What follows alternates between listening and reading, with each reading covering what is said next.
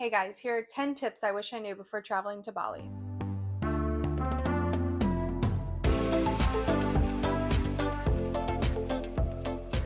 Well, I've been traveling for 9 months now, full time. 4 of those months were spent in Bali. It is one of my favorite spots, and Indonesia is one of my favorite countries, but there's a lot I learned and there's a lot I wish I knew before I came. So grab a notebook and a pen and write these tips down. First, download Gojek and Grab. These are exactly like Uber, so whether you want a car or a motorcycle, which is mostly what they use in Indonesia. Make sure you download these before you get to the Bali airport because there's actually a Grab meetup spot for car transport. However, if you don't have a lot of luggage and want to spend a lot less money, you can take a motorcycle. However, you have to take a walk outside of the airport and go to the meetup spot. While on the topic of transportation, if you want to rent a motorcycle, first of all, make sure you have an international driver's license and carry that with you at all times. Also, of course, make sure you wear your helmet because the cops will pull you over and they will try to get a bribe from you. Make sure you always have small bills in case they do try to bribe you. However, I was there for 4 months and nothing ever happened. But I never drive my own motorcycle. Tip number 3, do not drink the tap water. Whatever you do, do not drink the tap water. And do not brush your teeth with it either. Make sure you always have bottled water to brush your teeth and to drink. Bali Belly is a huge thing. Now, a lot of people say avoid fresh fruits, lettuce, things like that, but in our experience, we got sick multiple times and there was no way around avoiding Bali Belly. So, for tip number 4, always carry activated charcoal with you. I'll post a link below for the one that I use, but always, always, always have activated charcoal on you because this is going to save your life. It saved ours many, many times. However, if you do get Bali Belly, you can go to a clinic and get IV fluids and electrolytes. And they also do home visits. Tip number 5, bring your own sunscreen. It is extremely, extremely expensive in Bali. I'm talking 20 US dollars for a little bottle of sunscreen. Personally, I think I brought like 4 with me. Tip number 6 is for my women out there. Bring your own tampons. Now, I was not expecting this one, but they do not have many tampons there. And even if you're in the more popular areas where a lot of tourists are, they're about $1 a piece. And I mean, you do the math. That's going to be a lot of money. Also, they don't even have applicators. So they're just this little tampon that you have to use your finger.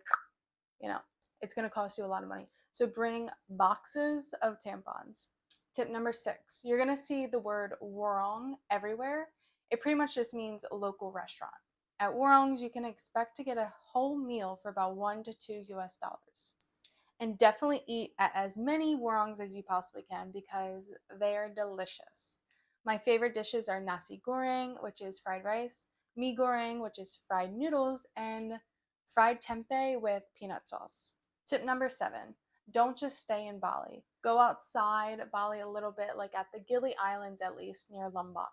There's 3 Gili Islands, Gili T, Gili Air, and Gili Meno. They each have a different vibe to them, but our favorite was Gili Air. And I can do a separate video on Gili Air because it might be my second favorite place on earth. Now, tip number 8. When I was researching into Bali, I actually knew about this, but I didn't think it would ever happen to us, but it did. So the ATMs in Bali, they give you your cash first and then your receipt. And then they give you your card. So a lot of people forget to take their card. This happens way more often than you would expect. This happened to my boyfriend Isaac, where he left his card in the ATM and walked away. Luckily, there was an honest, kind person who ran after him and gave him his card, but not everyone is that lucky. And you think it's not going to happen to you, but it is a little hard to remember when you're used to getting your card and then the cash, and now you're getting your cash and then your receipt, and then it waits a little bit and then you get your card. So just be careful. Tip number 9, if you're staying long term, so over a month, make sure you bring a shower filter. I've heard countless stories of people that live there long term losing their hair, their nails become brittle, their skin goes out of whack. The water is terrible there. It's terrible for your skin, it's terrible for your nails, and it's terrible for your hair. A $30 or $40 water filter is going to save all of that. And tip number 10, don't just stay in Ubud or Canggu or Seminyak. Go to other places like Lavina, where you can swim with the dolphins, Ahmed, which is east. I loved Uluwatu, which is all the way down south. Try other places, don't just stay in one spot because each different little area has a whole different feel to it, completely different feel. And I have so many different tips that I can give you for Bali, so this is just part one of a multi-part series. So let me know if you have any questions or what you want to know about. And just a reminder, my name's Nini. I've been traveling full time with my boyfriend Isaac for 9 months. I post one YouTube video per day on all the tips, tricks, hacks, what to do, where to stay, and all things travel related. So don't forget to like, comment, and subscribe, and I will see you tomorrow.